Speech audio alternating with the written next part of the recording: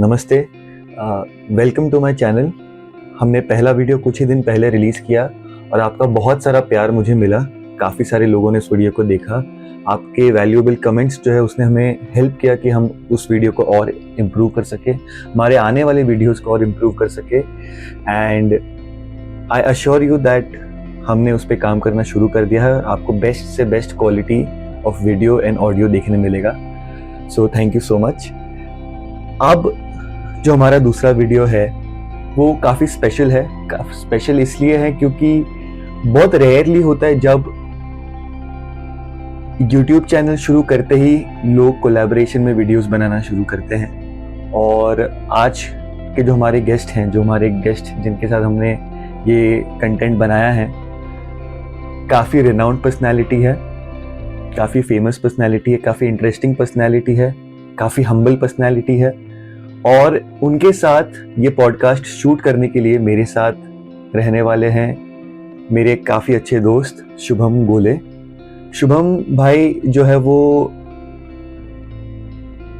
Corporates में as a management consultant काम करते हैं।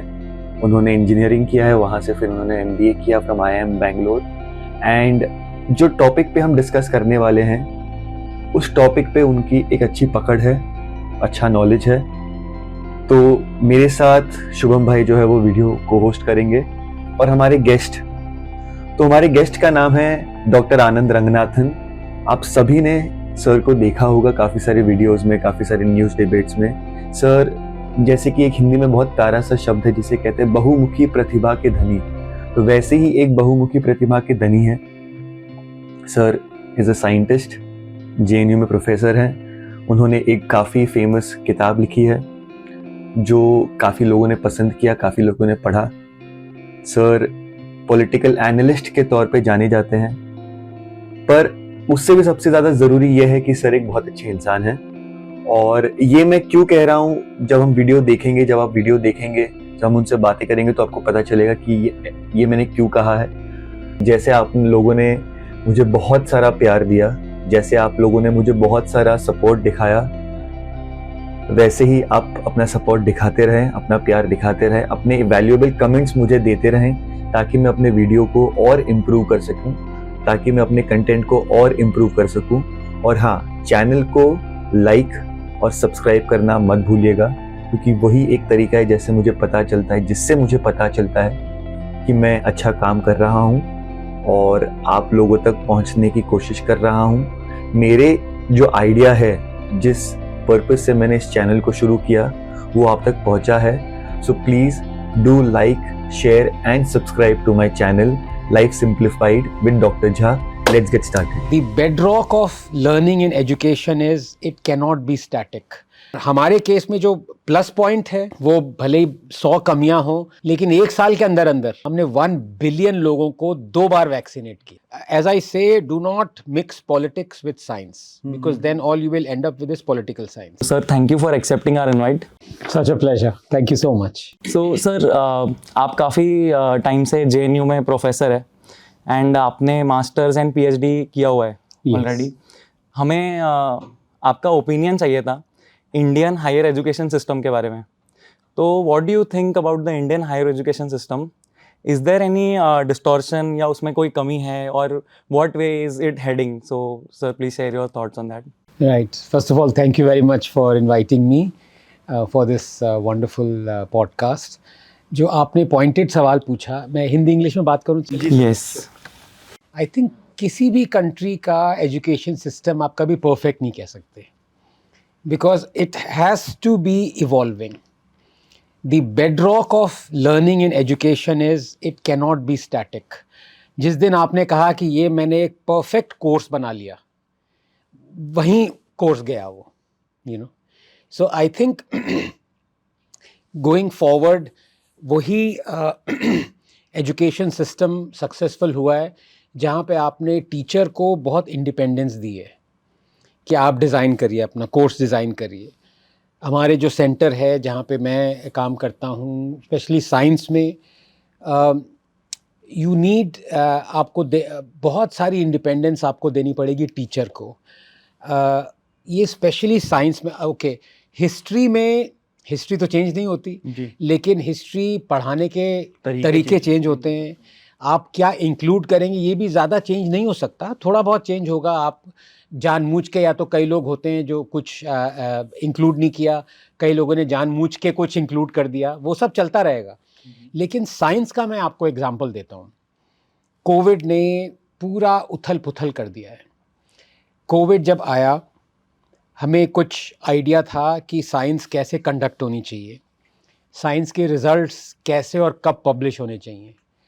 विद इन दैट 1 ईयर, मतलब 2019 एंड में आया था और 21 मिड तक, मतलब 1.5 साल तक आप समझ लीजिए, जिस तरह से लोग साइंस कंडक्ट करते हैं, डिसेमिनेट करते हैं, पढ़ते हैं, पब्लिश करते हैं, पूरा चेंज हो गया सिनारियो, पूरा। for good or for bad? I would say for good, Okay. Because उससे पहले आप कुछ डिस्कवर करते थे साइंस में, उसके आपको जितने भी साल लग जाएं, पब्लिकेशन में 6 महीने मिनिमम, अगर अच्छी जगह पब्लिश कर रहे हैं तो 1 साल भी लगता था। जी यहाँ तो कोविड के टाइम पे हर दिन 10-15 ऐसे रिजल्ट्स आ रहे थे जो कि इंपॉर्टेंट थे पॉलिसी मेकर्स के लिए, डॉक्टर्स के लिए, साइंटिस्ट के लिए। अब आप यू कांट वेट 1 महीना, अगर आप 1 साल करें रिसर्च करने में तो वो तो चला जाएगा, पूरा आइडिया चला जाएगा, कोई नहीं। तो ये जो नॉन पीयर रिव्यूड साइट्स हैं, yes they totally took over any publish this thing, इतना ज़्यादा एक्सटेंट तक कि बायो एक्सरे और ये सब जहाँ पे मतलब आपने कुछ डिस्कवर किया, आपकी लैब ने कुछ काम किया, आपने मैन्युस्क्रिप्ट तैयार किया और वहाँ डाल दिया, it's not been peer reviewed. okay So it has totally changed the way science is conducted, and science is understood and read and appreciated also. okay Totally. मुझे आर्ट्स का इतना पता नहीं है, लेकिन साइंस में इस हद तक हो गया कि जो एस्टैब्लिश्ड जर्नल और पब्लिकेशंस थी, उन्होंने नॉन पीयर रिव्यूड साइट्स शुरू कर दी। जी बहुत सारे लोगों ने जो है वो they started publishing their own Yes. research without any peer review and उनको काफी सारे लोगों ने सराहा भी है, काफी सारे डेटा हमने को जो खुद है हमारे accept किया है। अब ये ऐसा वो चला है कि एक तो इसकी एडवांटेज मैं बताऊं क्या है, फास्ट मूविंग फील्ड। कोविड ने देखा है कि कोविड से ज़्यादा फास्ट मूविंग फील्ड आज तक हुई नहीं, यू नो, बिकॉज आपके पास कोई इलाज नहीं था, आपको पता नहीं था जो आपने वैक्सीन्स बनाई हैं वो कितनी हद तक सक्सेसफुल हैं, उनके ट्रायल्स पब्लिश नहीं हुए थे। हर डोमेन कोविड की साइंस का was unexplored, Uncharted territory. RNA vaccines पे 30 साल तक काम हो चुका था, लेकिन एक भी आरएनए वैक्सीन क्या कहते हैं, अलाउड नहीं थी, प्रिस्क्राइब नहीं थी। और अब सडनली कोविड के टाइम पे आरएनए वैक्सीन्स प्रिस्क्राइब हो गई। साइंस क्या कहती है उसके बारे में, सेफ है नहीं है, एवरीथिंग वाज अनएक्सप्लोर्ड, अनचार्टर्ड। तो उसमें आप पीयर रिव्यू करिए, 6 महीने लगेंगे, 3 महीने लगेंगे, एक्सपीडाइट करिए पीयर, फिर भी 1 महीना 2 महीना लगेगा। उसमें तो साइंस ही ओवरटर्न हो रही थी, खत्म हो रही थी। कई लोगों ने नॉन पीयर रिव्यूड में कुछ पब्लिश किया, उन्हीं का काम उनकी खुद लैब ने 2 महीने बाद का या 2 हफ्ते बाद का कि आई एम सॉरी ये थोड़ा गलत था, ये अब नया आ गया। The fastness of the field was breath taking. तो या तो आप घबरा के कुछ करें ना, साइंस छोड़ दें, या आप उसमें बहती गंगा में हाथ धो लें। तो जो सेंसिबल था वो उसमें कूद गया। तो ऐसा I am saying things change so fast. I am sorry, humanities का मुझे इतना पता नहीं है, but this is the future, this is the future. तो हम जो कहते हैं कि you know for India's development हमें जहाँ पहुँचना है उसके लिए रिसर्च एक इम्पॉर्टेंट एलिमेंट है। Yes. तो क्या हमने वो इम्पोर्टेंस समझा उस पीरियड में, और क्या हमारा कंट्री रेडी था फॉर द चेंज? जैसे एडमिनिस्ट्रेटिव चेंजेस भी काफ़ी आए होंगे, Yes. तो क्या as a nation are we ready for these changes? Academically हो गया, एडमिनिस्ट्रेटिवली हो गया, to reach where we aim to reach? Great question. इसका आंसर है हाँ और ना। ओके देखिए, जब तक किसी भी फील्ड में अकाउंटेबिलिटी ना हो, हेड्स रोल ना करें, वो कभी भी वो कंपनी, वो फील्ड, वो देश सक्सीड नहीं कर सकता। आयरनी क्या है कि हेड रोल देश के लिए हमेशा करता है। कोई प्राइम मिनिस्टर है, उसने काम नहीं किया, सरकार है काम नहीं किया, हटा दी जाती है। पर आपने कभी देखा है जनरलाइज कर रहा हूं, लेकिन मोर और लेस ये जनरलाइजेशन करेक्ट है, किसी ब्यूरोक्रेट का हेड रोल नहीं करता, ठीक है, पॉलिसी मेकर का हेड रोल नहीं करता, दे लाइक टेफ्लॉन कोटेड। उनको पता है कि उनकी सीट सेफ है। हाँ, ये कुछ हद तक हमारी साइंस में अभी है। This Okay. Has to change, this has to change, because if peoples lives are at stake and they were during COVID, और आपने एक एक दिन लूज करना मीन्स आपकी एक एक जान जा रही है। और हुआ ये 3-3 महीने लूज किए हैं, ठीक है, no head rolled, nobody paid for it. जब तक वो नहीं होता, अकाउंटेबिलिटी आप फिक्स ना करें, तब तक आप प्रोग्रेस नहीं कर सकते। लेकिन ये तो नेगेटिव हो गई। आपने सवाल पूछा तो मैंने हाँ या ना कहा था। हाँ में इंडिपेंडेंट इंडिया का ग्रेटेस्ट अचीवमेंट भी इस टाइम पे हुआ है। Okay. जहाँ पे फेलियर्स हुए हैं, मैंने आपको बताया, वैक्सीन डिले हुई 3 महीने, हम अपने आप को वर्ल्ड वैक्सीन हब कहते हैं, लेकिन हमने कल्चर करने में 3 महीने डिले कर दिया। RNA वैक्सीन तो खैर आई नहीं थी। अगर अमेरिका को देखें, 12 जैन 2020 पे चाइना ने पब्लिश किया जीनोम, 13 जैन को Moderna applied for the phase 1 clinical trials. 24 घंटे में वैक्सीन बना दी उन्होंने, 24 घंटे में, यू नो। पर हमारे केस में जो प्लस पॉइंट है, वो भले ही 100 कमियां हों, लेकिन 1 साल के अंदर अंदर हमने 1 बिलियन लोगों को 2 बार वैक्सीनेट किया। Amazing achievement, amazing. इसका जितना भी क्रेडिट मोदी को दिया जाए वो कम है, एब्सोल्युटली। आपको याद है जब वैक्सीनेशन शुरू हुआ था, तो वो न्यूजीलैंड की तब प्राइम मिनिस्टर थी जाकारांडा या कोई नाम था उनका। तो कई ये लोग कह रहे थे लेफ्टिस्ट, अरे भाई उनको इंडिया का प्राइम मिनिस्टर बना दो, ये कर लो वो कर लो। मोदी ने 2 बार 1 बिलियन लोगों को वैक्सीनेट कर दिया। वो न्यूजीलैंड की पॉपुलेशन एक बार भी नहीं कर पाई वैक्सीनेट, और न्यूजीलैंड की कितनी 10 मिलियन पॉपुलेशन है। So great achievement. बट वही है, देखिए, अगर आपको आगे बढ़ना है ना, तो अपनी अचीवमेंट्स को थोड़ा बैक सीट पे रखिए, जो कमियां हैं उनको सुधारें, तभी आगे जाएं। सर, तो गवर्नेंस की जब हम बात करते हैं completely from academic point of view, जब हम बात करते हैं तो हर गवर्नेंस में जो है वो पॉजिटिव एंड नेगेटिव्स होते हैं। यस। ओके, क्या हम, और हर गवर्नमेंट अपने आप से कुछ ना कुछ सीखता है, हर बार जब वो इलेक्ट होके आती है तो कुछ ना कुछ सीखते हैं। क्या जो गवर्नेंस है वो इम्प्रूव हुआ है every year by year improvement आया है, या you think that it is still stagnant and stable? I mean, it is still the same. Is it growing? My anecdotal कह लीजिए या कुछ इम्प्रूवमेंट तो आया है, no doubt, no doubt improvement आया है। You can see it in the prosperity that has resulted from the success of the welfare schemes. देखिए, एक चीज़ होती है कि आपने कोई स्कीम डिक्लेयर कर दी, दूसरी चीज़ होती है कि आप वो इम्प्लीमेंट ही नहीं कर पाए, या इतनी करप्शन थी उसमें, लास्ट माइल डिलीवरी नहीं हो पाई। So definitely there is improvement. You can see it in the infrastructure. You can see it. अब देखिए, जो कैपेक्स है वो पहले यूपीए के टाइम पे कितना 2 लाख करोड़ था, अब 12 लाख करोड़ है, 5-6 टाइम्स ज़्यादा बढ़ा है। तो ऑब्वियसली वो पैसा कहीं यूटिलाइज हुआ है।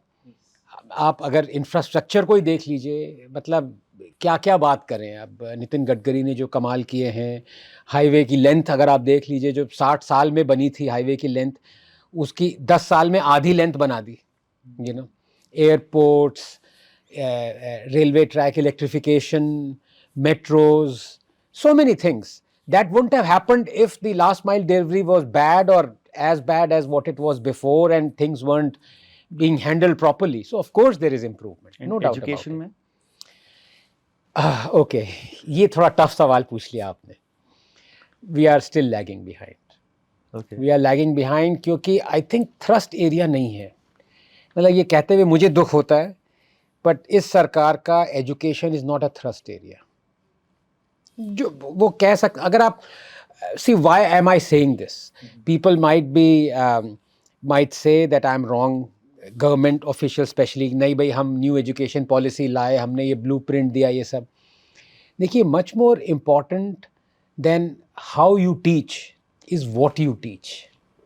आपके मेथड्स बहुत अच्छे हो जाएं पढ़ाने के, आपका ब्लैक बोर्ड एकदम बढ़िया क्वालिटी का हो, आपके चौक टूटे ना, आपके डस्टर अच्छे हों, पंखे चले, एसी हो, ये सब हो, लेकिन आप तब भी ये रोमिला थापड़ पढ़ा रहे हो, तब भी औरंगजेब को यूलोजाइज कर रहे हो, तब भी माओ को तो what's the point then? I am just giving you as an anecdotal example. you can give the statistics.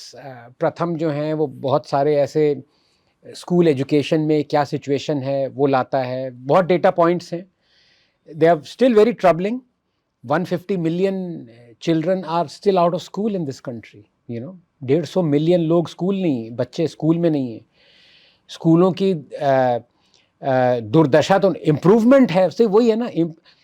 See, the issue that I have with this government is not that it's not doing what it should be doing. The issue that I have is with the speed. Okay. That's the issue. I want the speed to be so much more faster.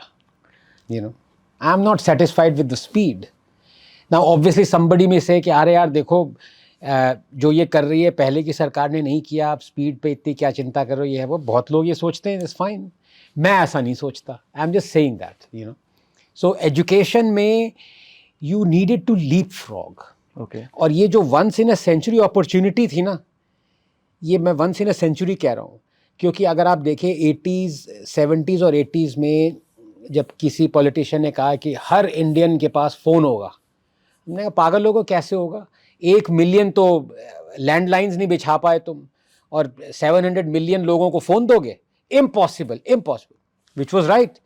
But then came the mobile phone revolution, and now there are more mobile connections than there are Indians.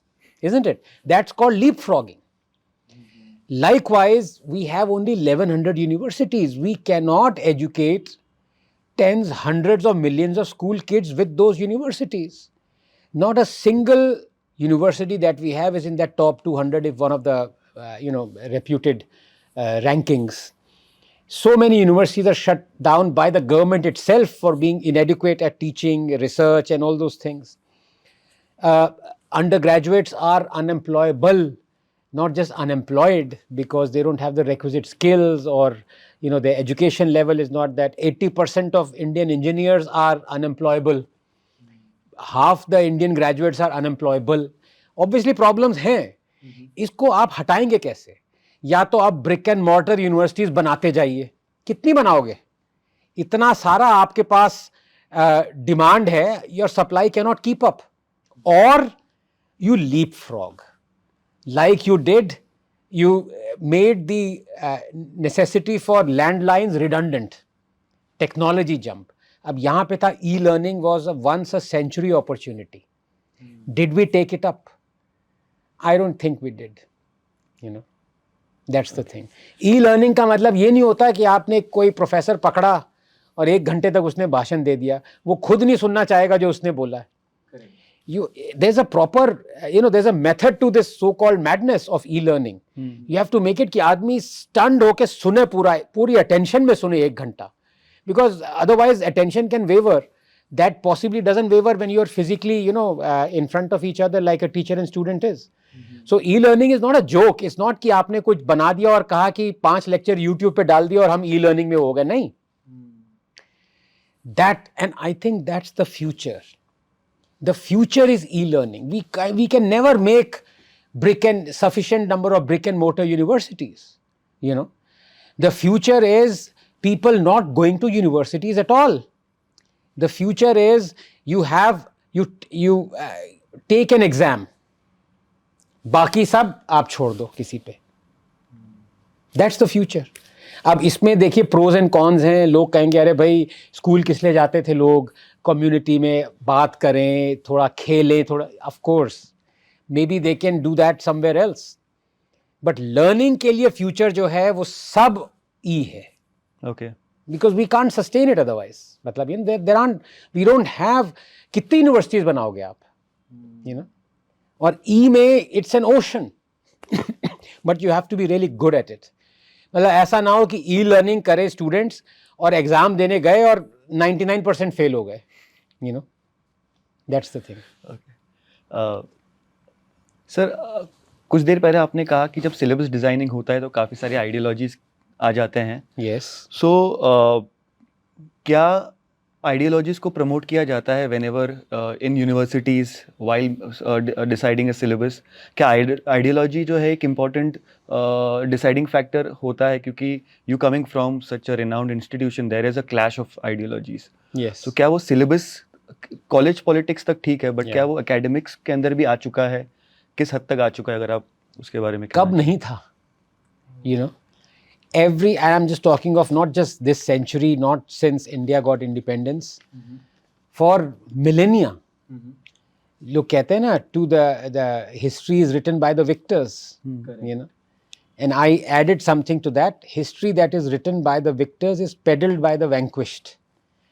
मतलब अंग्रेज तो history अपनी लिख के चले गए glorify करते हुए, वो हम पेडल कर रहे हैं कि हाँ भाई वो ठीक था, वो ठीक. तो ये नेक्स्ट स्टेज यही है, यू नो. ऐसी उन्होंने बना दी, ये हमें बना दिया कि we are glorifying them even 100 years after they're gone. But the question that you asked, the answer to that is that every person or every unit in terms of government or state or nation has wanted to do it and has done it. The question isn't that. The question is, in an age where you are not bound by a particular textbook, where if you are reading something that you find egregious, मतलब कल को मान लो मुझे कोई कौन सी थी माओ की, कौन सी येलो बुक थी या ब्लू रेड बुक थी, ये भी भूल गया, कोई मुझे कम्युनिस्ट लिटरेचर दे दे पढ़ने को, और मेरे पास और कोई विकल्प नहीं है कि मैं कुछ और पढ़ सकूं, तो मैं मारा गया, तो मैं वही पढ़ूंगा. पर ये वो एज थोड़ी ना, ये वो एज है. अगर मुझे मान लीजिए जेएनयू में मेरे एक टीचर ने कहा कि मैं तुम्हें ये माओ की पढ़ाऊंगी, मैं ग्लोरीफाई करूंगी शे गुवारा को, मैं आपको करूंगी या करूंगा, I don't know why I thought a communist teacher has to be a female, too much of Romila Thapar, but you know, she would recommend all those books that communists read and glorify, and with her thought process being कि मैं communist बन जाऊंगा और मेरे heroes ये Stalin, माओ, जिन्होंने combined 70 million लोगों को मारा है, वो हो जाएंगे. 40 साल पहले ऐसा possible था. अब अगर वो कहें वो possible है, तो इससे ज़्यादा शर्म की बात और कुछ नहीं हो सकती, क्योंकि मेरे पास विकल्प है. मैं इंटरनेट पे जाऊं और मैं ऐसी 10 किताबें उठाऊं, starting with the black book of communism that tells me the reality of what my teacher is not teaching me, you know. So in many ways the syllabus has become redundant if you really want to learn the truth, right. तो अब वो रहे ऐसा academia में रहे, वो रहेगा, लेकिन उसका विकल्प है हमारे पास, उसकी एडवांटेज लेनी पड़ेगी हमें. क्या हम वो ले रहे हैं? भाई 50 साल पहले आपके पास यूनिवर्सिटी और स्कूल में टेक्स्ट बुक्स प्रोस्क्राइब थी, उसके अलावा कोई विकल्प नहीं था. अब अगर आप लाइब्रेरी जाते, चलो भाई मुझे कुछ और पढ़ना है, पता चले वो लाइब्रेरियन भी आपका कौमी था, वो ऐसी किताबें ला ही नहीं रहा था जो अलग हो, तो क्या करोगे आप? चलो भाई मैं किसी और कहीं और जाके पढ़. ऐसे चांसेस कितने मिलते हैं?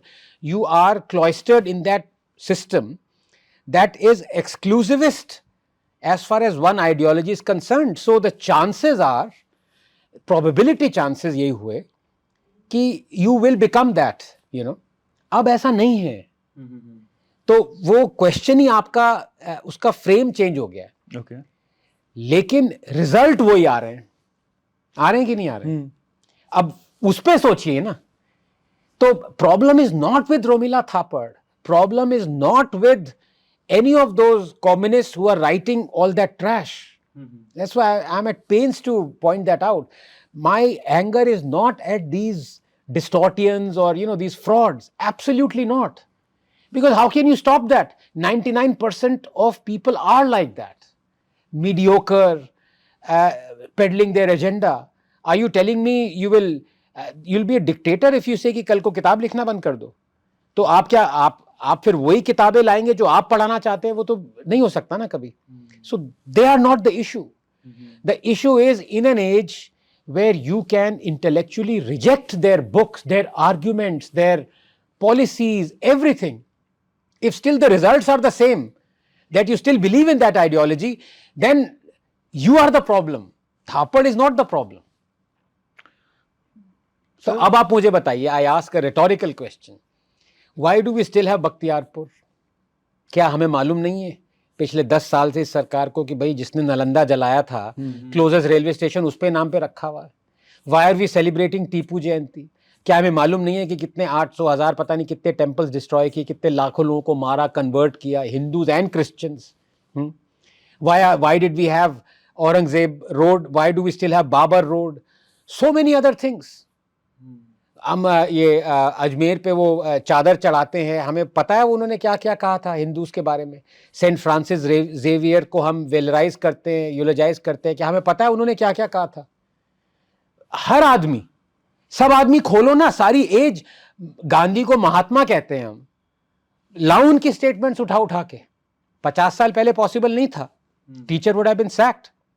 अब आप इंटरनेट खोलिए, गांधी. सो पॉइंट इज, वो सिचुएशन के रहते हुए भी अगर कम्युनिस्ट बन रहे हैं तो भैया कम्युनिस्ट की गलती नहीं है, तो आपकी गलती है. सर तो ऐसा क्या होता है, आपको कुछ पूछना था? ये मैं सिर्फ आर्ट्स की बात कर रहा हूं. साइंस में, as I say, do not mix politics with science, because then all you will end up with is political science. Science में क्या है कि there is, science does not have ideology. हो ही नहीं सकती. मतलब क्या, it is bizarre. It's like chalk and cheese, oil and water. How do you bring ideology in science? But you can ask for science to be conducted to clarify an issue which is ideology based. Okay. ठीक है. अब जैसे मान लीजिए आपको लगे कि भाई इंडस वैली सिविलाइजेशन, सरस्वती क्या ये ग्लेशियल फेड रिवर थी या मॉनसून फेड थी? अब लोग कम्युनिस्ट कहते हैं कि यार ये देखो, ये हिंदुत्ववादी आ गए, सरस्वती को रियल मानने वाले रहे. उस पर आप साइंस कर, you can conduct, you can give grant to have projects that will find out if Saraswati was glacial और सरस्वती वाज मॉनसून फेड. पर जो रिजल्ट्स होंगे ना वो आइडियोलॉजी एग्नोस्टिक होंगे.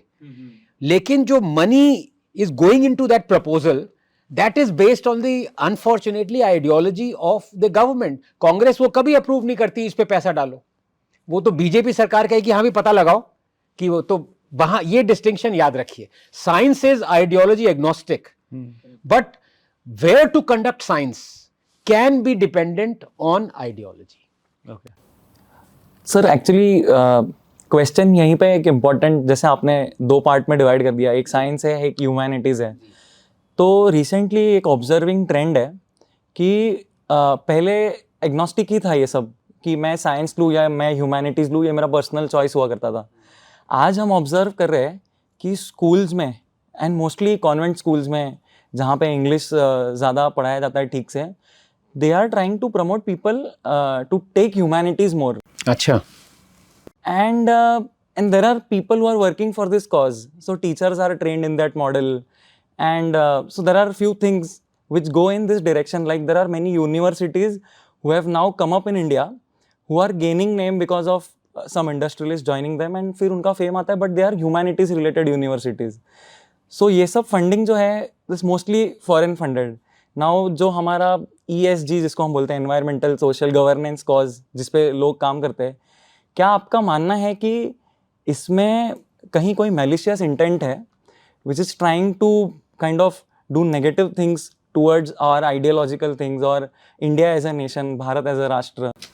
There is no doubt about it. I mean, as I said, in non-scientific disciplines, there is a lot of agenda that goes in formulating the curriculum, in deciding who the faculty is, even in setting up universities. A lot of agenda comes in.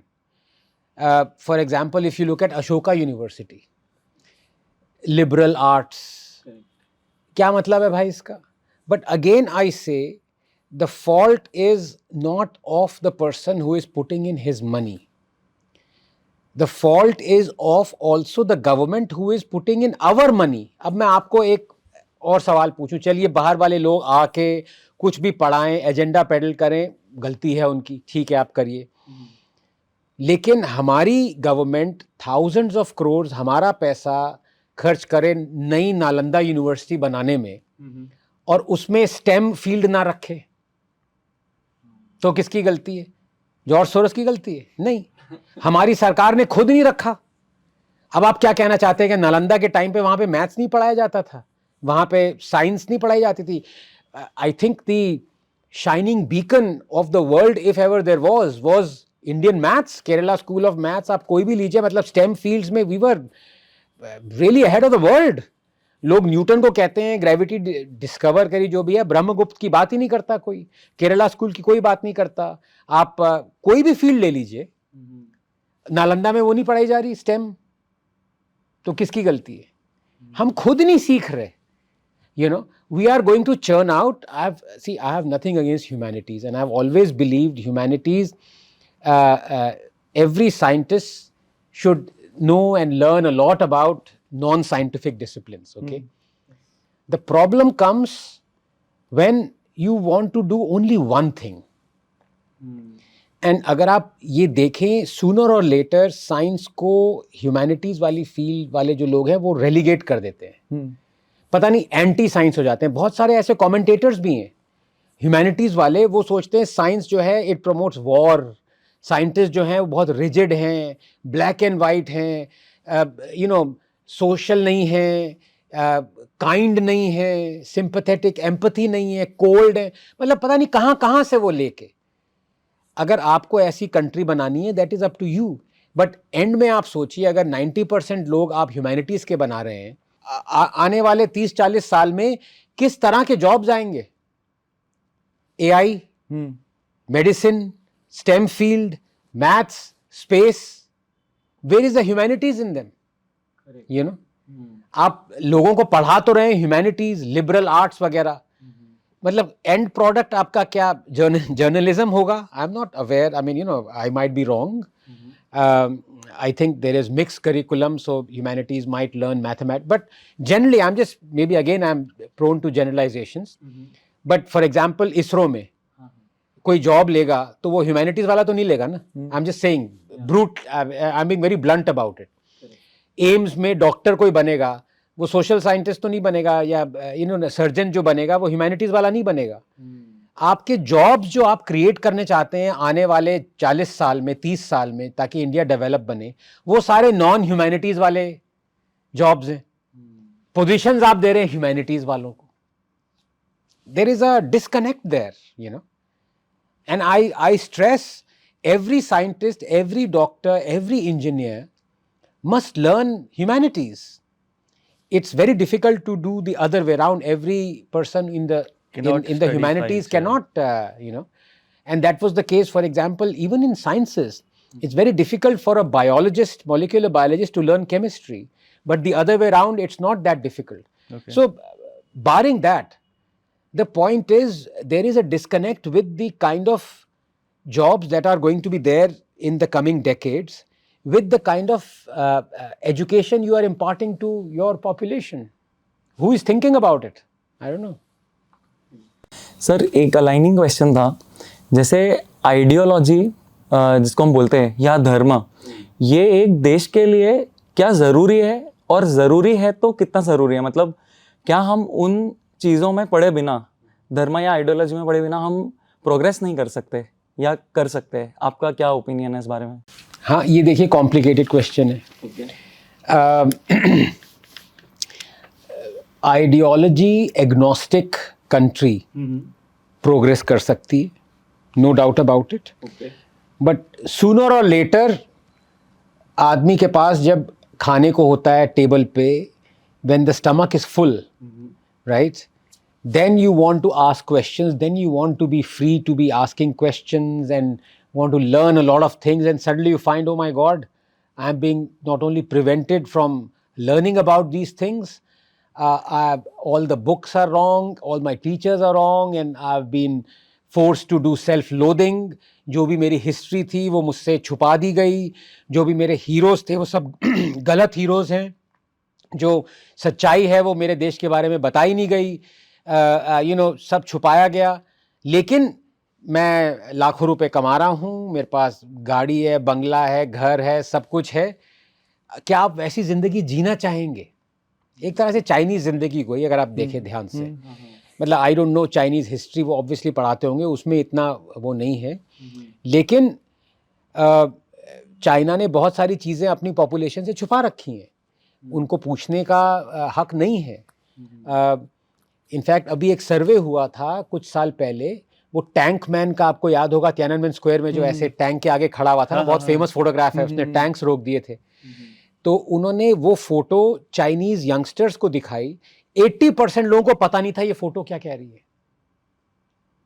ऐसी brain washing होती है, you know what I mean. उनकी modern history का सबसे important event तियाननमेन square massacre, जहां पे उन्हीं की गवर्नमेंट ने 10,000 लोगों को रौंद दिया, और यंगर जनरेशन को वो पता ही नहीं है कि वो क्या है टैंक, वो टैंक के आगे क्यों खड़ा हुआ है, यू नो। सो अब वो सब कमाएगा, काम करेगा, you know, he'll be like I don't know, जो भी करेगा, he'll be rich, successful, wealthy, healthy, but then in his mind is like a robot, you know. To know where you come from, to know your strength, is also to know your weaknesses, is also to know your history, you know, is also to know that the extent to which this self-loathing was seeded in you, this kind of inferiority complex was seeded in you. All that is very important. And I'll be very honest with you, I did not know of all these things until 10-15 years ago, you know. क्योंकि तब तक मैं अपनी science में इतना involve था, जब मतलब मैंने ये सोचा कि और भी चीज़ करनी चाहिए, then I was well settled and all those things, तब मैंने ये सब पढ़ना शुरू किया, you know what I mean. उससे पहले तो सिर्फ साइंस था। सो दैट क्वेश्चन, क्या ये नेशन प्रॉस्पर कर सकता है in that one direction, the answer is yes, कर सकता है। पर आप सेटिस्फाइड होंगे? Now that's a very difficult question to answer. क्या सिंगापुरियन सेटिस्फाइड हैं? I don't know the answer to that. They are super wealthy, लेकिन जो वो कहना चाहते हैं वो कह नहीं सकते. It's a dictatorial state. China is like that. So many other states are like that. Exceedingly wealthy countries. But then you don't have the freedom to think. You don't have the freedom to do what you want to do, to say what you want to say. And as I say, nations become weak not because of their past, but rather by how they are taught it, you know. ये problem है हम में। और अगर हम सोचते हैं कि ये तो सिर्फ कहने की बात है, ऐसा नहीं है। अगर हमें सब गलत पढ़ाया गया, अगर हमारे हीरोज सारे गलत थे, तो आगे चल के हम ऐसे लीडर्स को इलेक्ट करेंगे जो कि गलत पॉलिसीज लेंगे, because they believe in that. You want me to give you an example? If you elect communist because you eulogize Che Guevara, you eulogize Mao, आपने सब गलत शरत पढ़ा दिया, वो हीरोज बन के स्टालिन 10 मिलियन लोगों को मारा, अभी भी CPIM जो है उनको पूजा करता है उनके बर्थडे पे, अभी आता है, you know, greatest Stalin. 10 million people he killed of his own. Mao 63 million of his own, manufactured famines. Okay, cannibalism शुरू हो गया था चाइना में उस टाइम पे, ग्रेट लीप फॉरवर्ड के टाइम पे। लोगों के पास खाने को नहीं था, वो दूसरे विलेजेस के बच्चों को खा रहे थे कि हम अपने बच्चे तुम्हें देंगे, तुम अपने नहीं खा सकते, क्योंकि इतने नहीं गिरे थे, बट अब ट्रेड कर रहे थे। It's a fact. That book has been banned, I think Halliday wrote that book. The point is, अगर आपने ऐसे हीरोज बना दिए, तो आपने ऐसे लीडर्स भी इलेक्ट कर लिए डेमोक्रेटिकली जो कि वो सोचते हैं, फिर उनकी सारी पॉलिसीज ऐसी होंगी जो एंटी इंडिया होंगी। It's a fact, you know. As I say, people say communists are anti-national. Communists are not anti-national. They love their nation, China.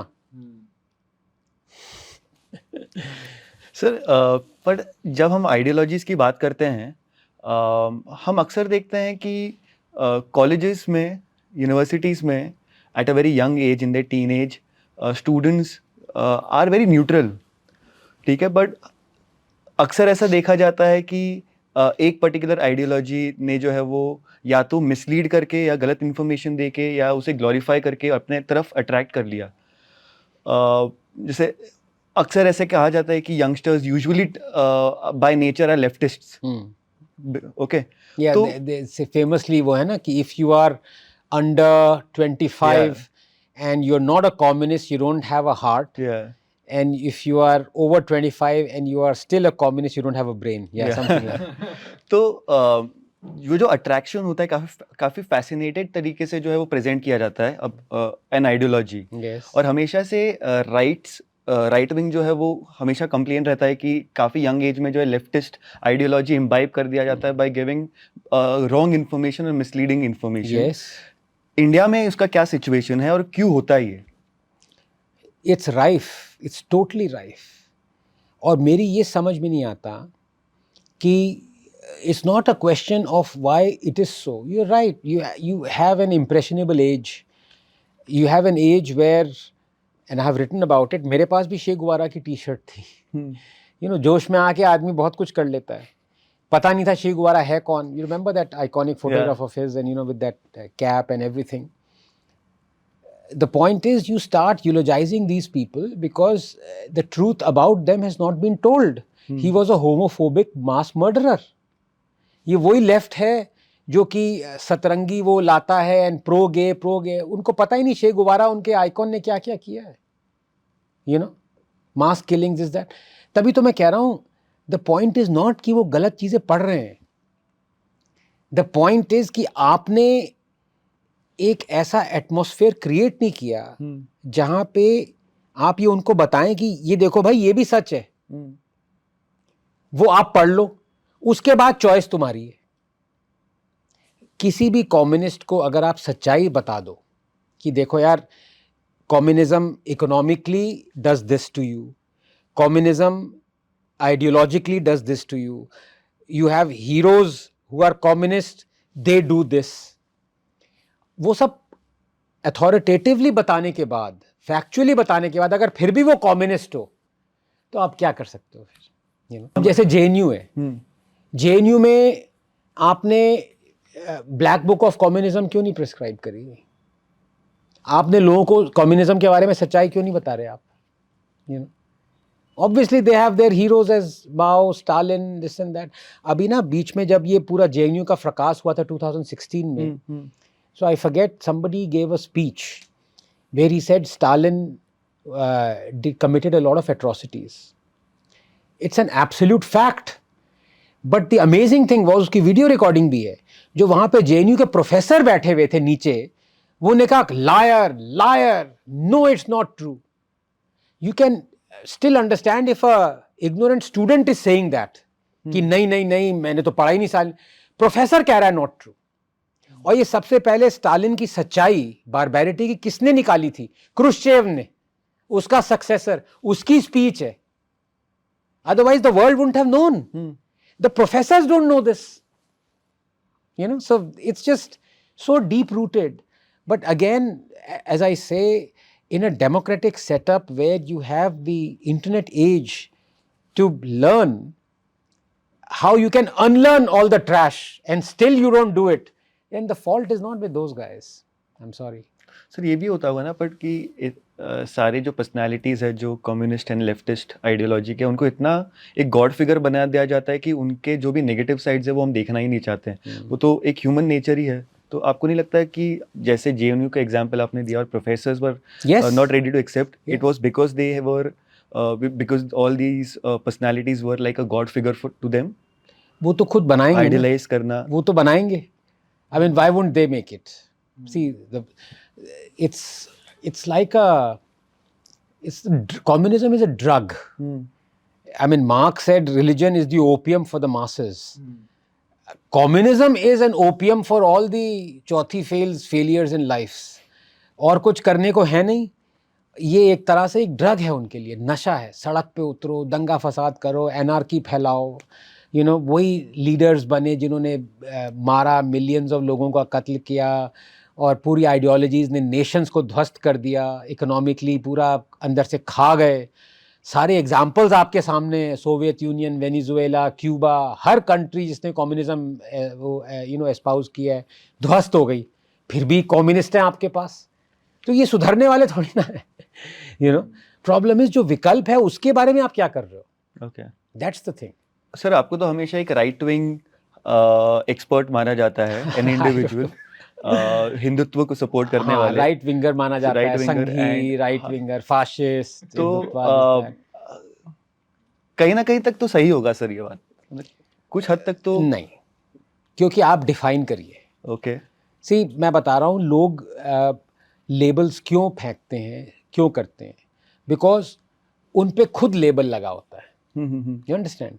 There is nothing worse for a believer than to confront an atheist.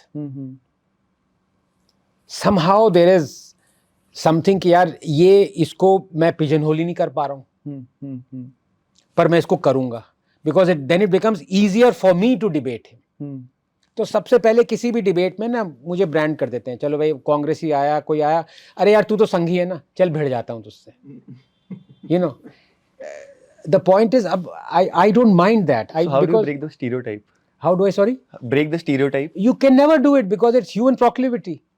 There is an inferiority complex in people who are those who fit those labels. The inferiority complex is against those who cannot be labeled. You can't stop it. I mean, it's been going on for millennia, you know. You will always find. इतने सारे communist थे, वो हमेशा मुझे संघी कहते हैं क्योंकि वो कम्युनिस्ट हैं, उनकी आइडियोलॉजी है। पर अब मैंने वो कहना ही बंद कर दिया। मैंने कहा यार, मैं बीच में जब गया, मैं साइंस की तरफ से हूँ, मैंने वो भी कहना बंद कर दिया। तुम्हें जो कहना है तुम कह लो, मैं अपनी बात कहूँगा। अगर आपको लगता है कि what I say can be pigeonholed, it's up to you. But so that's what I mean. Okay sir, एक सवाल ये आता है मन में कि हम हिंदुत्व की बात करते हैं, यूनिटी की बात करते हैं, और वहीं पे we try to divide, you know, there is a sub division, and right from the food choices that we make till to the caste system that we have. Yes. तो ऐसे वक्त में जहाँ पे हर एक कम्युनिटी को साथ में आके काम करना है, और हम अगर हिंदुत्व की बात करें तो how can all of us come together? There is we see that, you know, we are never on the same page. तो क्या ये नेशन डेवलपमेंट में कहीं ना कहीं प्रॉब्लम क्रिएट करेगा, स्पेसिफिकली टॉकिंग अबाउट हिंदुत्व? देखिए, बहुत ही I think you just asked the most important question, और इसका आंसर मैं थोड़ा डिटेल में देना चाहूँगा, बिकॉज मैं मेरे कान पक चुके हैं ये यूनिटी की बात सुन के, ठीक है। I value diversity. Somebody please explain to me what do you mean by unity. मतलब आप यूनाइट होके क्या अचीव करना चाहते हैं, ठीक है। मैं आपसे ये कहूँगा कि अगर आप यूनाइट ना भी हों, लेकिन फिर भी आपकी जो सरकार है वो does the right thing, you don't need unity. आप मुझे कोई भी एग्जांपल दे दीजिए जहां पे आप कहें कि हमें यूनाइट होना है ये अचीव करने के लिए। I am asking you, you give me some this thing. मैं आपसे कहूंगा भाई यूनाइट होने की क्या जरूरत है? सरकार अगर, इफ सरकार does the right thing, why does it even come to the citizens? मेरी ये बात समझ में नहीं आती ऑनेस्टली, या तो मैं पागल हूं या मैं कुछ और ही सोच। Let me give you the example, places of worship act, ठीक है। हम अपने आप को सिविलाइज्ड डेमोक्रेसी कहते हैं, ठीक है। ये कैसी डेमोक्रेसी है जहां पे एक सिटीजन कोर्ट के दरवाजे पे भी खटखट नहीं कर सकता कि मे लॉर्ड, मैं I want a right to at least approach you to reclaim my demolished place of worship. वो राइट भी ले ली गई है उससे। मतलब आप कोर्ट भी नहीं जा सकते। ये डेमोक्रेसी हुई नहीं। फिर डेमोक्रेसी अगर आप एक सेंटेंस में डिस्क्राइब करें, एक सेंटेंस में, तो वो है it is allowing a man to seek justice. Okay, in one sentence मेरे लिए डेमोक्रेसी वही है। अगर आपकी स्पीच को कटेल कोई कर रहा है, अगर आपकी राइट्स को कटेल कोई कर रहा है, अगर आपको कुछ चाहिए, you can go to the court, you can seek justice. That is what differentiates man from animal. That is what differentiates democracy from dictatorships. That's the bedrock in one sentence, ठीक है। You've denied that to 1 billion people. How on earth is this a democracy? अब मैं आपसे पूछूं, ठीक है, अब आप मुझे 2 सिनारियो देंगे। सर देखिए, under the umbrella of RSS और बीजेपी गवर्नमेंट और Hindutva, let all the Hindus unite and then let us unitedly let us demand from our government कि abrogate the places of worship act. चलिए, मैंने मान लिया ये एक एवेन्यू है। मैं क्या कह रहा हूं, Why the hell do you need to unite? Government में इतनी अकल नहीं है कि इनजस्टिस हो रहा है उसको ठीक करो यार, ये हिंदू इशू है ही नहीं, इसमें हिंदूज यूनाइट क्यों? I mean, why do Hindus need to unite? This is not something pro-Hindu. This is something pro justice. यही मैं थक गया कह कह के कि भाई जो हिंदू के अगेंस्ट डिस्क्रिमिनेशन हो रही है उसको हटाने के लिए आपको हिंदुत्ववादी या हिंदू सरकार नहीं चाहिए। ये इनजस्टिस हो रहा है। कहने की बात है कि हिंदूज के साथ हो रहा है, बट ह्यूमंस के साथ हो रहा है। आप वो इनजस्टिस हटाइए। आपको यूनिटी क्यों चाहिए? आपको यूनिटी यार, do the bloody right thing. वो नहीं कर रहे और फिर कह रहे हो कि हिंदूज डिवाइडेड हैं और कास्ट आ गया, ये आ गया। अरे भाई आप में करने की क्षमता नहीं है, आप डरपोक हैं। जो डिवाइडेड है, सो कॉल्ड डिवाइडेड या जो भी लाइंस हैं जो भी है, उनकी क्या गलती है? उनको यूनाइट करने को कह रहे हो यार। So honestly, I'm just saying, Okay. there is another option I brought, and this is just one example. I can give you dozens of examples where you don't need people to unite. If the government does the right thing, it's nothing to do with Hinduism, nothing. हमारे देश में problem ये आ गई है कि लोग ये सोचने लगे हैं कि if you deliver justice to Hindus, you are delivering injustice to Muslims. अरे भाई क्या कनेक्शन है दोनों का यार? Waqf act is injustice against Hindus. आप उसको हटा रहे हो तो ये एंटी मुस्लिम कैसे हो गया? तो कोई भी प्रॉपर्टी डिस्प्यूट होता है, आप कोर्ट के पास जाते हैं। यहां पे आप पहले वक्फ के पास जाओ। पैरेलल सिस्टम क्यों क्रिएट किया हुआ भाई? Patently wrong. वक्फ ने कहा कि भाई मैं एक हिंदू हूं, मेरा वो ले लिया, घर ले लिया, मार लिया, ठीक है। अब अगर वक्फ का बोर्ड ना हो तो मैं वहां जाऊं, कोर्ट जाऊंगा, प्रॉपर्टी डिस्प्यूट, लेकिन मुझे अब वक्फ जाना पड़ेगा। उनका ट्रिब्यूनल है, वो एडजुडिकेट करेंगे, उसके बाद मैं कोर्ट जा सकता हूं। पहले तो वो भी अलाउड नहीं था, पहले तो उनका फाइनल कॉल था, अब कम से कम कोर्ट जा सकता है आदमी। So this is discrimination, this is nothing to do with Hindu Muslim. ये तो एजेंडाधारी ऐसे हो गए हैं, हर आदमी को इस्लामोफोबिक, मुस्लिम, हिंदू, मुस्लिम, मतलब वही कह रहा हूं ना, मतलब let them speak what they want to speak. Do you have the courage to bloody act and do the right thing? If you don't bloody hanker for unity and all that.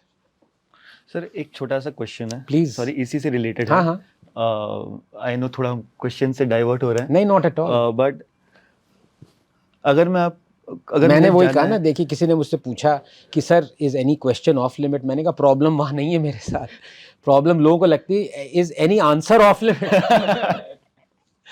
सो तो, please fire away.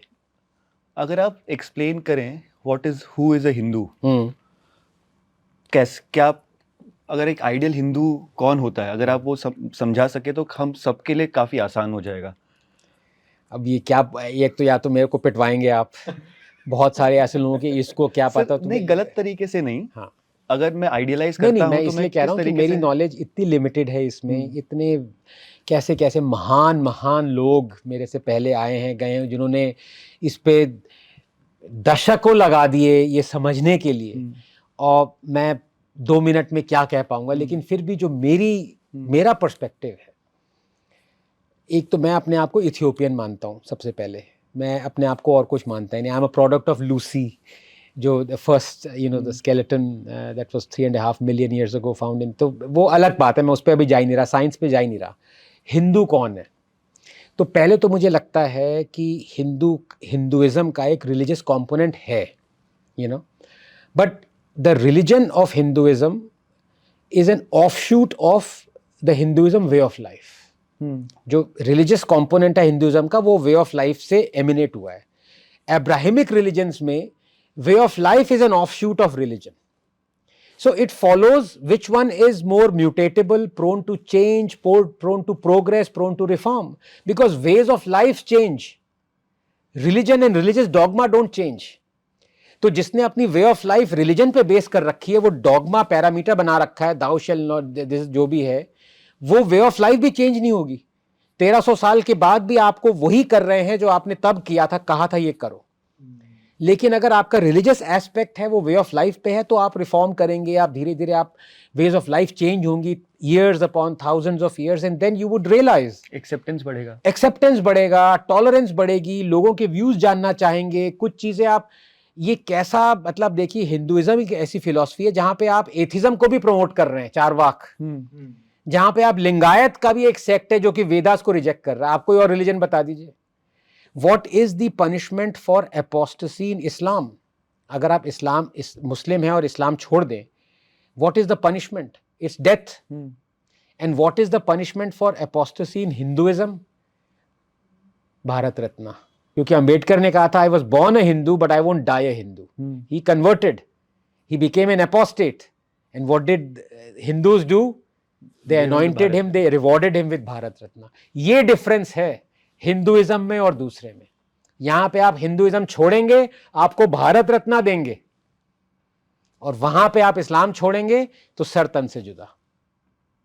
It's a glorious, it's an endowment, it's so beautiful. And as I said, I am no one to talk about it. This is just my limited view. Of course, it can be wrong, but this is how I believe. I am civilizationally a Hindu, otherwise a Darwinian atheist. And I am a Hindutvavadi also. अब उसमें आप कहेंगे हिंदुत्व में और हिंदू में क्या difference आ गया, तो मैं वो सुप्रीम कोर्ट की जजमेंट में भी नहीं जा रहा 1995 की, which was delivered by a bench that was of quote and quote liberal disposition. Justice Verma का ये वो है, और वो संगी वंगी नहीं थे. तो उन्होंने भी ये कहा वे ऑफ लाइफ है and it is the essence of Hinduism, वो सब जो भी कहा.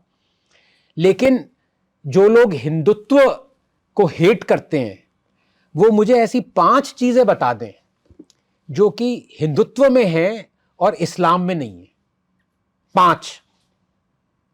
और अगर वो नहीं बता पाए तो क्या वो इस्लाम को भी हेट करेंगे जितना हिंदुत्व को हेट करते हैं? ये आज तक, ये मैंने ट्वीट किया था 5 साल पहले, कोई ये चैलेंज एक्सेप्ट नहीं कर पाया.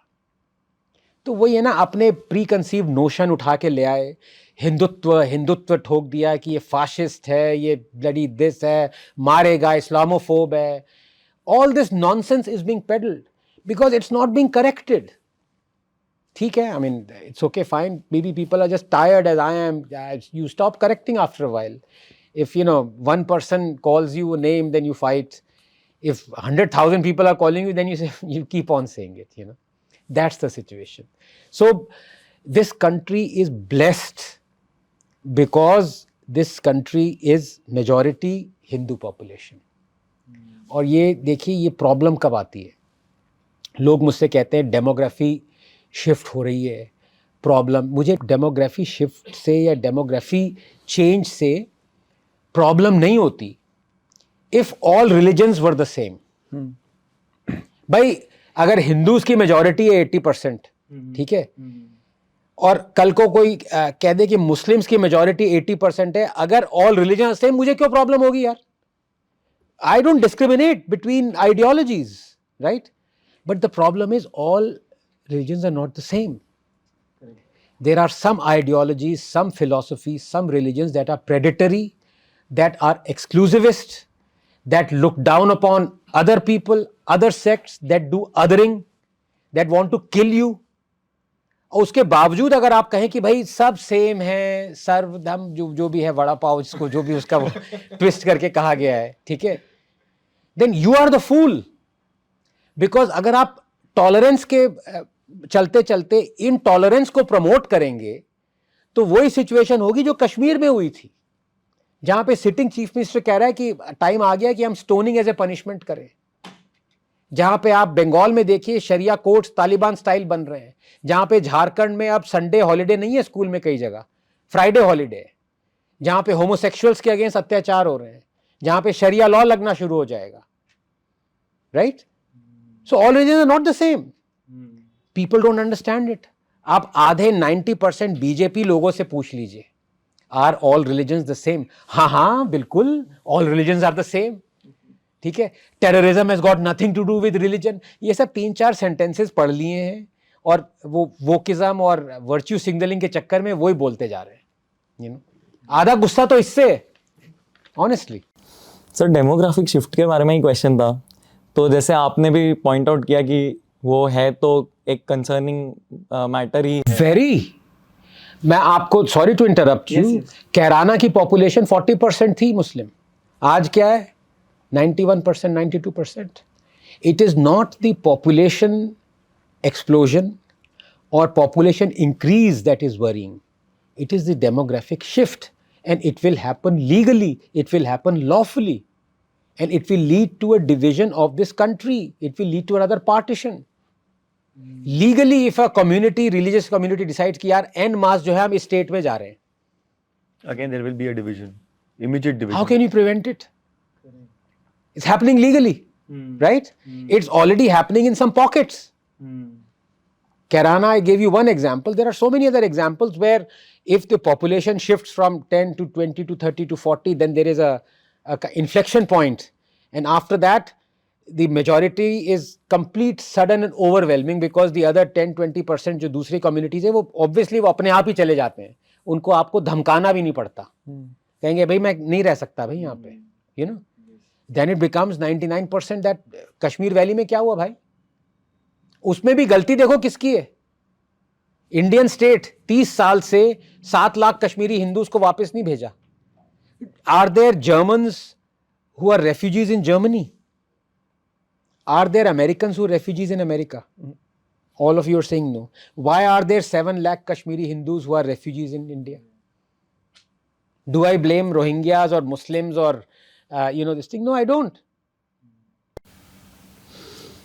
या सर, तो आई वॉज जस्ट थिंकिंग कि इसके सोल्यूशन में so where do we stand, या हमको क्या करना चाहिए? इफ़ वी आर अवेयर कि this is a problem, then what do you think we should do? There are absolute and immediate solutions for this. Okay.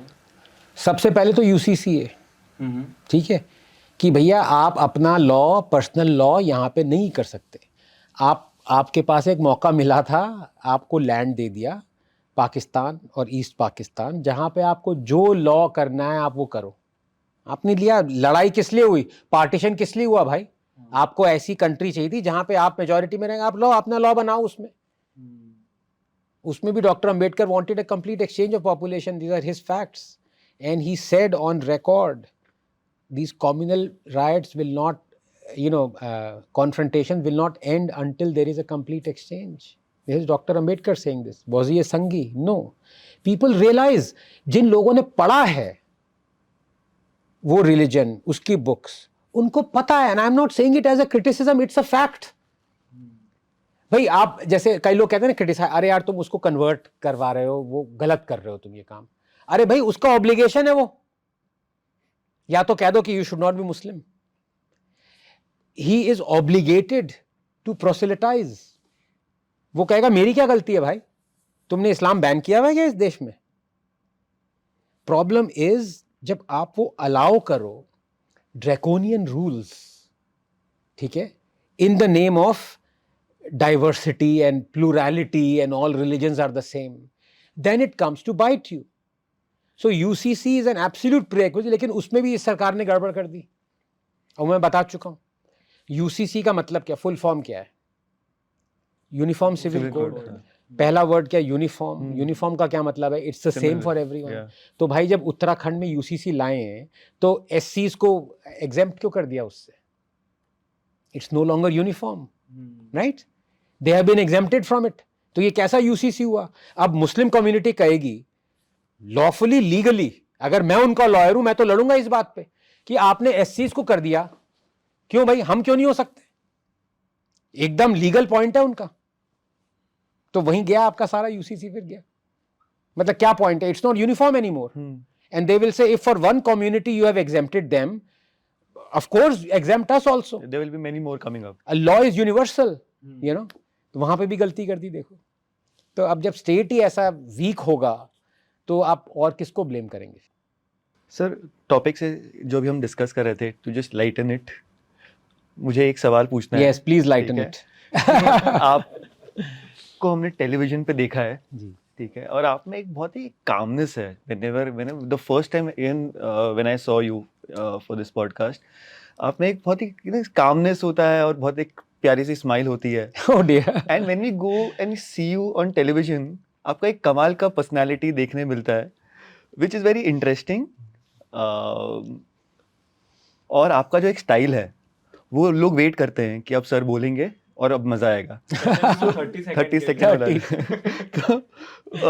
I mean, here I blame entirely, I blame Navika and others, because देखिए 1 घंटे की debate है, उसमें logically अगर आपके पास 4 panelist हैं तो यार हर एक को कम से कम 3 मिनट तो मिलने चाहिए ना. तो कुल मिला के 12 मिनट हो गए. बाकी एंकर ले 48 मिनट, लेकिन यहाँ लोगों को 3 मिनट भी नहीं मिलते।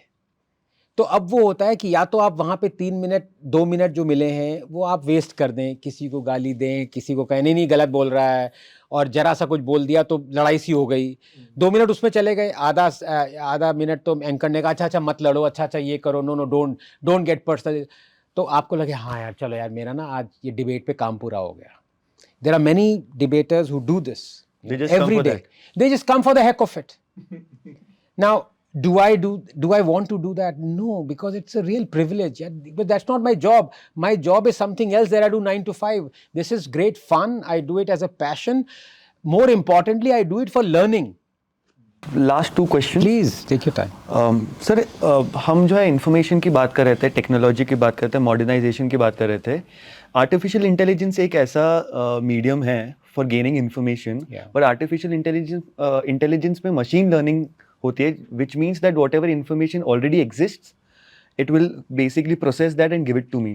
तो आपको नहीं लगता है कि कोई किसी भी प्रकार का आइडियोलॉजी हो, अगर कोई बच्चा पढ़ने की कोशिश कर रहा है, समझने की कोशिश कर रहा है, because there are certain information which is not fed to the machine properly, when he or she is trying to understand a particular ideology, उसको गलत इन्फॉर्मेशन ही मिलेगा, Doubtless. तो उसका कैसे Danger. उसको क्या होगा, मतलब ये तो फिर और कॉम्प्लिकेट हो जाएगा लाइफ। Very true. But इसमें भी आप डिवाइड करना पड़ेगा आपको फील्ड्स में।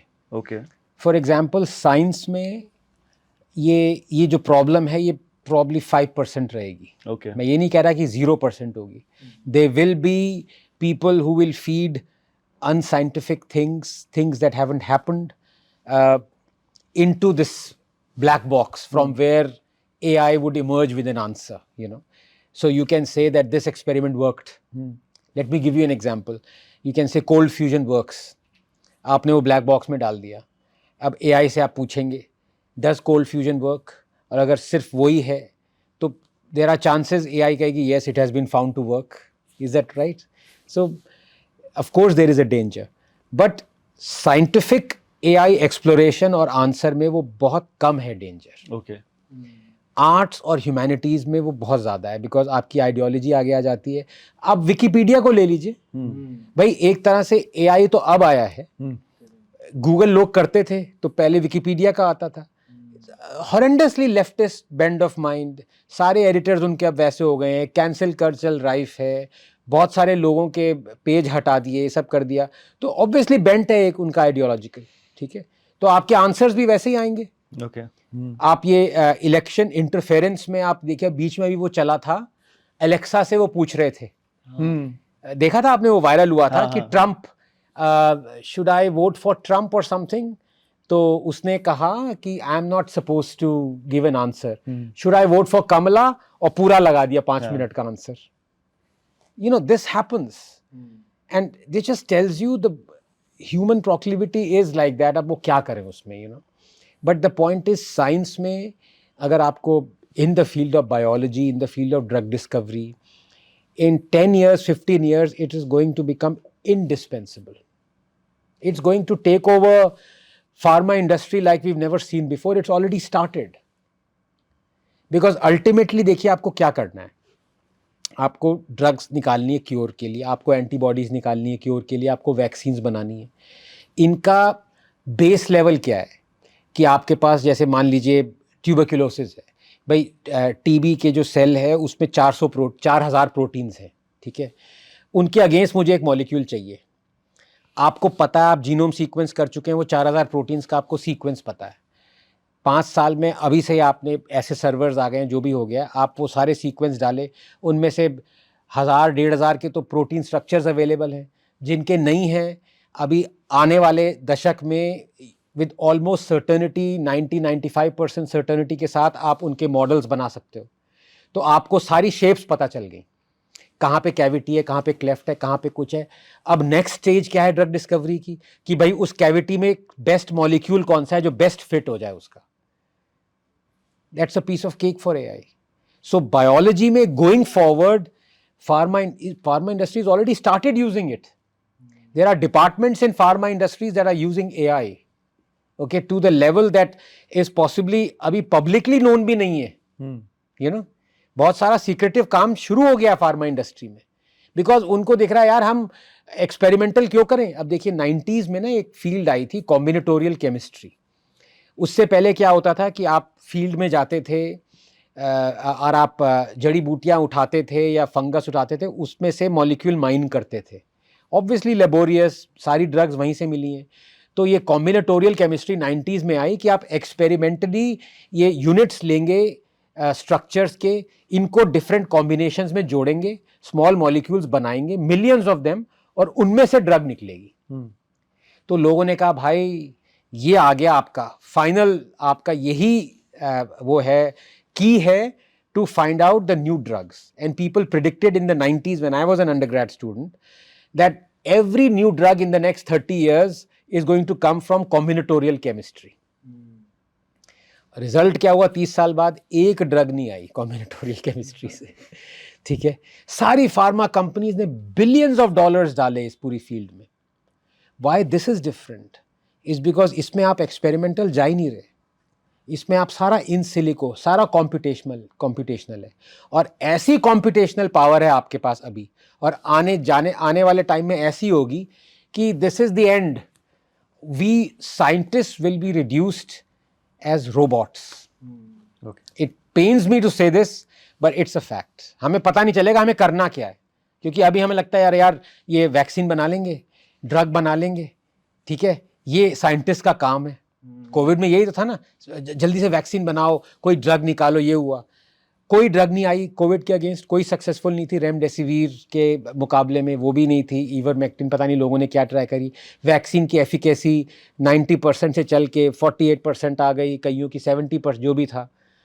10 साल के अंदर 15-20 दिन के अंदर कोई भी पैंडमिक आता है, आपके पास वैक्सीन होगी बिकॉज ऑफ AI, आपके पास स्मॉल मॉलिक्यूल होगा because of AI। Okay. Scientists will be rendered jobless. मतलब मैंने अपने आप को ही अनएम्प्लॉयबल बता दिया, तो अब उससे ज़्यादा सेल्फ डेनिग्रेटिंग और क्या हो सकता है। नहीं, आपने बहुत डाइवर्सिफाई कर दिया है अपने आप को। I will not only be unemployed, I'll be unemployable. Yeah, but I think your other side, humanity side वो फिर भी चल जाएगी। 1-2 पॉडकास्ट के लिए मौका दे दीजिएगा। So sir, Pravah Talks जो है, so mainly targeted towards youth. Yes. And we are functioning for an educated Indian youth aligning to Indian ideology. What do you want to convey? उनके लिए आपके पास क्या मैसेज है? नहीं, I'm no one to give message. Honestly, believe me, I'm not just saying it as a with a snooty tone कि मैं कौन होता हूँ, नहीं। Do you expect them to do something? नहीं। अच्छा। मैं देखिए, I think the secret is to कि वो बताइए, बहुत सारे गाने जो आते हैं ना, हम भूल जाते हैं कि उनमें बहुत डीप फिलॉसफी होती है। तो एक वो गाना, मैं जिंदगी का साथ निभाता चला गया, हर फिक्र को हुए मैं उड़ाता चला तो गया। ये अच्छी लाइन है, लेकिन एंड में उसका आता है, मैं उस मुकाम पे पहुंच गया जहां पे खुशी और गम में फर्क ना दिखे, मैं जिंदगी को उस मुकाम पे ले जाता चला गया। Now how tough is that, where joy gives you as much pain or pleasure as sorrow does, or you are as indifferent to joy as you are to pain. I am at that level. Honestly, I am, because life is insignificant. We are a product of complete chance, and it's fickle. It really doesn't matter whether we exist or not, whether the earth exists or not. We are Sisyphuses pushing a rock up a hill. The rock tumbles down in the evening. Next morning, we do the same thing, and again and again and again. Some of us are Sisyphuses with a crane, so we don't do that much physical labor. We just push the rock through a crane. Some of us are literally pushing it. All of us are in the same boat. We are the same as any ant you see that you crush, any animal that sometimes is bewildered, why is hunting for food. I don't know whether they are bewildered or not. They're just living their life. We are living a life that has absolutely no purpose. तो क्यों stress लेना यार, मरो जियो, कुछ फर्क नहीं है। Honestly, nothing matters. That's the thing.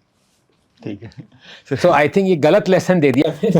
नहीं, लेसन अपना होना चाहिए सर, जो भी हो। अंदाज अपना। but that's the thing. Okay sir, thank you so much sir. It's a real pleasure. Had a lot of fun. Well. काफ़ी कुछ समझने मिला, काफ़ी कुछ सीखने मिला. आपका आपके बुक्स के थ्रू, आपके राइटिंग्स के थ्रू, आपके टेलीविजन अपीयरेंस के थ्रू, आपके इंटरव्यूज़ के थ्रू, हर जगह आपका एक अलग अलग पर्सनैलिटी देखने मिलता है. वैसे ही एक अलग यूनिक कमाल का पर्सनैलिटी आज देखने मिला. काफ़ी you कुछ सीखा. So thank you so much Real pleasure. For your time. Thank you. And we hope we keep learning a lot from you Well, in the I'm- future as well. I don't know about you, but I will be learning. I learned a lot from this interaction. And I think that's what's important, because even learning is pointless, because, you can be dead any moment. I mean, what did COVID teach us? Perfectly agile, fit people dropping dead, because of something that was out of their control, So it's just, life's just fickle. Just enjoy every day. And if you can't enjoy, if you are accosted by sorrow, enjoy that as well.